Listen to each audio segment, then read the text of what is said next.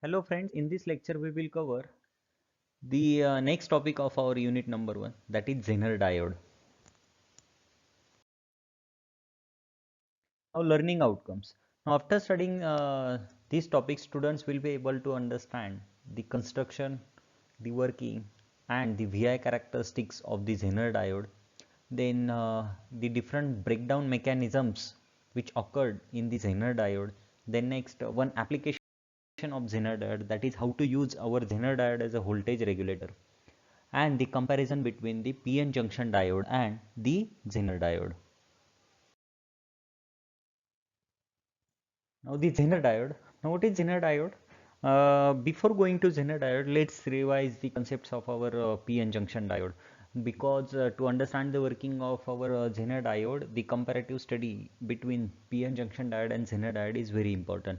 For PN junction diode, we always operate our PN junction diode in forward bias condition only. But when we operate our PN junction diode in reverse breakdown, then what will happen? Once the breakdown occurs, then our diode will damage permanently. So we always operate our PN junction diode in forward bias condition only. But the Zener diode is again, the Zener diode is basically an ordinary PN junction diode, but it is normally operated in reverse bias condition. Means it is specially designed to operate in reverse bias condition. But you cannot operate your PN junction diode in reverse bias condition. That is the main difference between your PN junction diode and Zener diode. Now picture shows the appearance and the symbolic representation of the Zener diode. As it is diode, so total number of two terminals or total number of two electrodes, that is anode and cathode, similar to our PN junction diode. Now the biasing conditions of the Zener diode. Now we can bias our Zener diode in both the biasing condition, that is forward biasing as well as reverse biasing. Now let's see first what is forward biasing.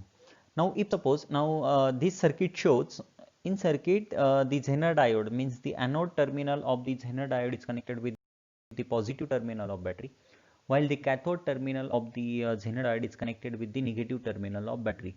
As anode is connected to positive and cathode is connected to negative, then we can say that our Zener diode is connected in forward biasing condition.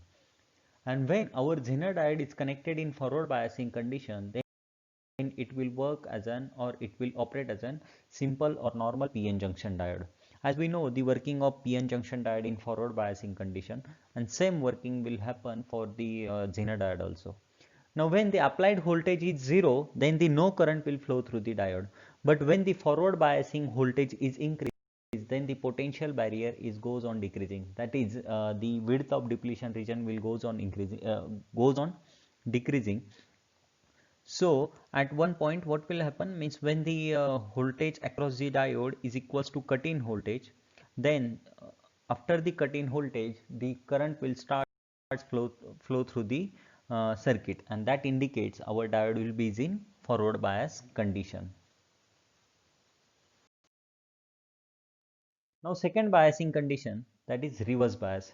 Now what is reverse biasing? Now if you see the circuit diagram, in circuit diagram cathode is connected with the positive terminal while the anode is connected with the negative terminal, then we can say that our Zener diode is connected in reverse bias condition.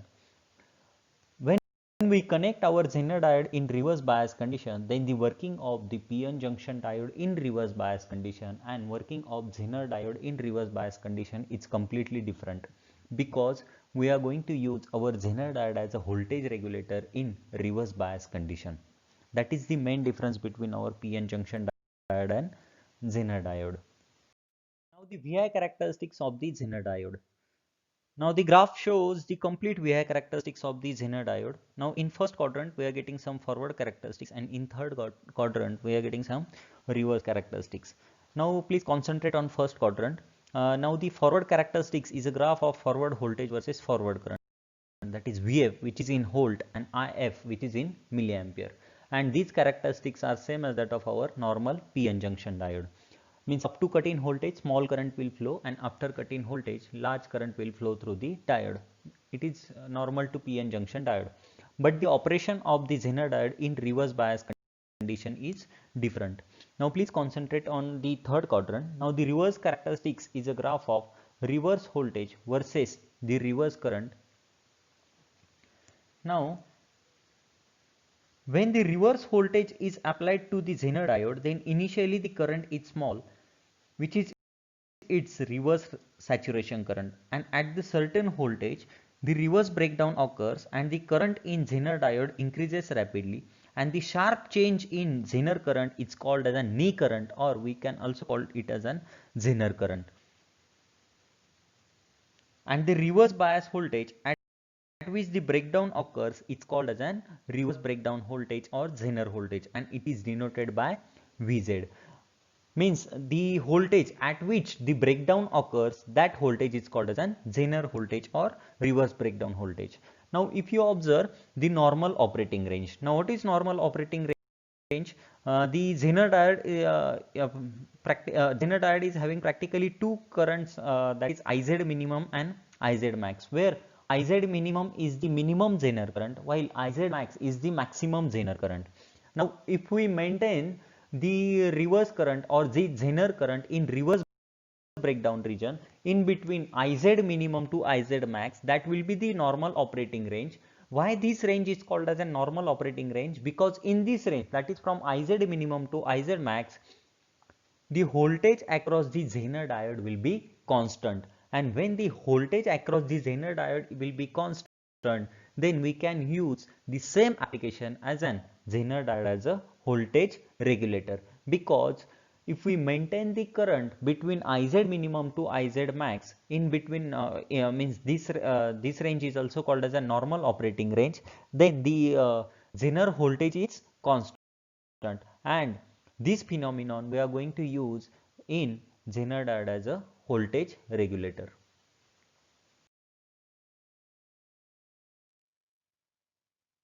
Now the Zener diode breakdown mechanisms. In Zener diode, there are mainly two types of breakdown occurs. First one is Zener breakdown and second one is avalanche breakdown. What is the difference between Zener breakdown and avalanche breakdown?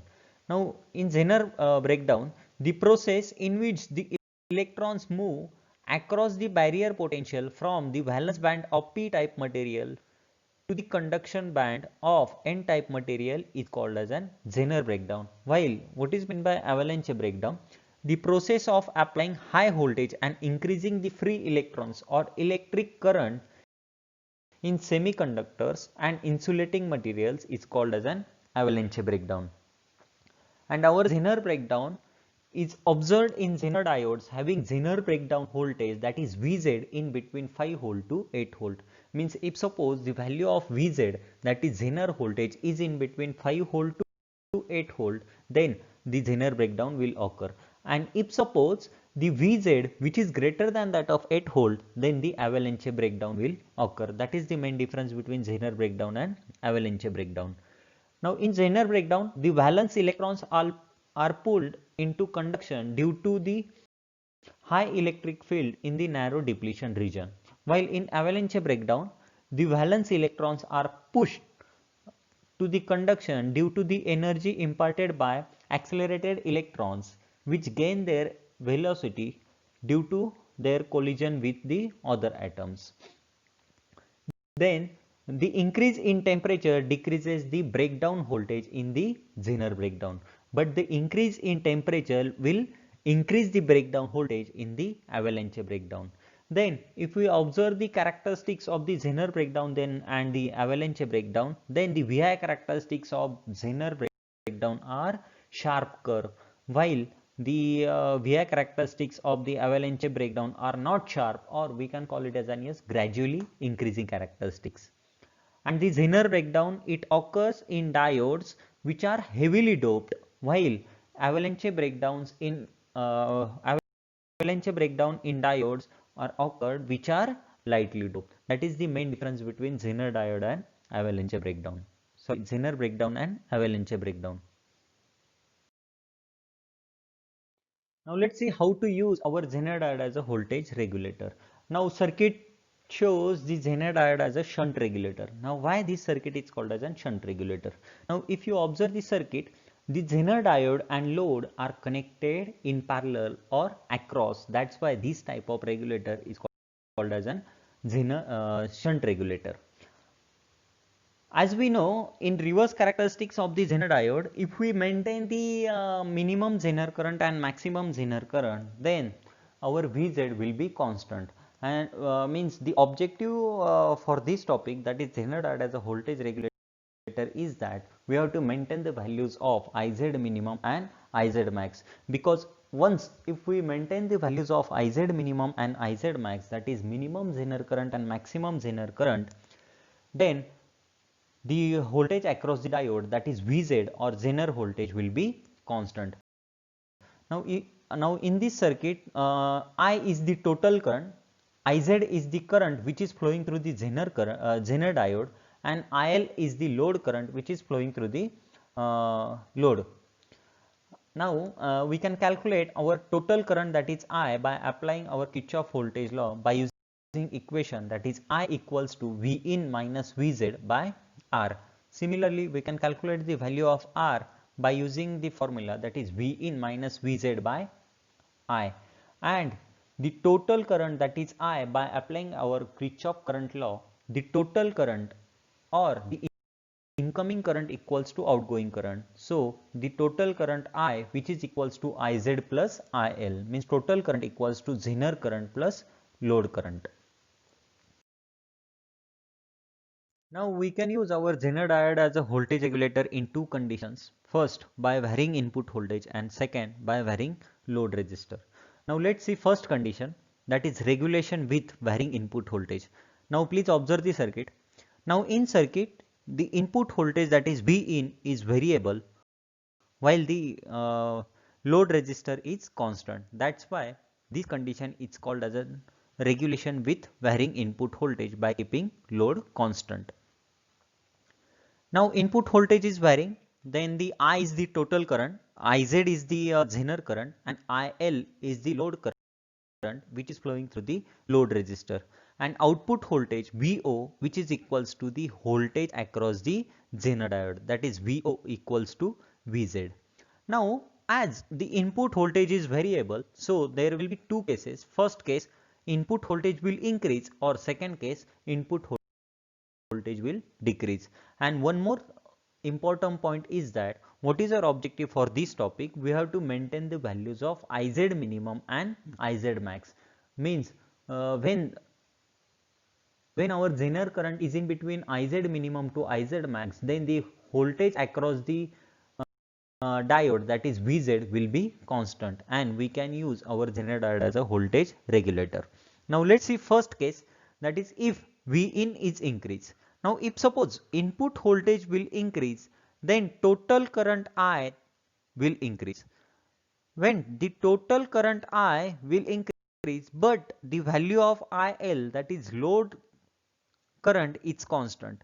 Now why the load current is constant? Because your IL equals to Vz by RL, where Vz is the Zener voltage and RL is the value of the load resistor. As the Zener voltage is constant, also the value of load resistor is also constant. So the value of load current, that is IL, is constant. So if Vin is increases, then the total current I will increase, but the value of IL is constant. So the Iz will also increase. Why Iz will increase? Because Iz equals to I minus IL, where I is nothing but our total current. As Vin is increasing, so total current will increase, so I will increase, but the value of IL is constant, so Iz will increase. Now, so when Iz will increase, so maintain the value of Iz in such a way that your Iz should be less than that of your Iz max.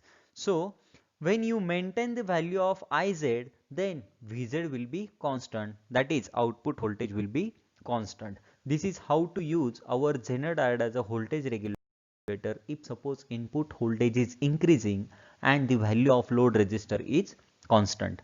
Similarly, case number 2, exactly opposite. If suppose input voltage goes on decreasing, if suppose input voltage will decrease, then the total current I will decrease, and the value of IL, that is load current, is constant, because Vz is also constant and RL is also constant, and IL is equals to Vz by RL. So the Iz, that is Zener current, will decrease, due to this equation, that is Iz equals to I minus IL. Now for this case, why Iz will decrease? Because the total current is goes on decreasing, but the value of IL is constant, so the Iz will also decrease. So maintain the value of Iz in such a way that your Iz should be greater than that of your Iz minimum. Now when you maintain this value, then the Vz will be constant and Vz will be constant, that is our output voltage will be constant. This is how to maintain our Vz constant by decreasing our input voltage and by keeping our load, that is load resistor, equals to constant. Now next, the regulation with the varying load. Now in this case, the value of load resistor is variable, but the value of our input voltage is constant. Now one more important point, as input voltage is constant, so the total current, that is I, will be constant. Now as the load resistor is variable, so there will be two cases. First, value of RL will increase, or second case, value of RL will decrease. Now first case, if suppose value of RL will increase, then the value of load current, that is IL, will decrease. But the value of the total current, that is I, is constant. Then I is constant, but IL is goes on decreasing, so the Zener current, that is Iz, will increase. So they maintain the value of Iz in such a way that Iz should be less than Iz max. Now when you maintain this value, then our output voltage will be constant, that is Vz will be constant. Similarly, second case, if suppose value of load resistor will decrease.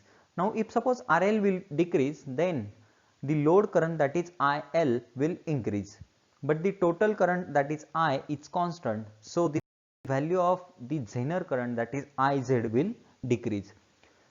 So if Iz is greater than Iz minimum, then our Vz is constant or our output voltage is constant, and this is how to use our Zener diode as a voltage regulator with varying load.